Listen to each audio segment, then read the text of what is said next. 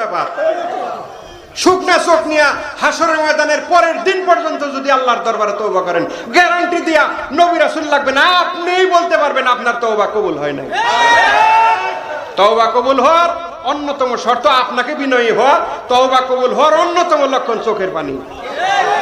যদি ঝরে চোখে পানি ভেসে যায় দোজখের খনি, রহমতেরি ঢল পড়িয়া গুনার পাহাড় যায় ভেসে, রহমতেরি ঢল পড়িয়া গুনার পাহাড় যায় ভেসে,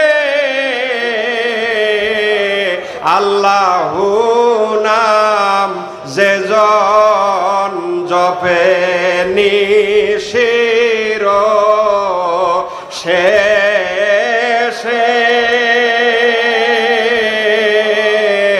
আল্লাহু নাম যে জন জপে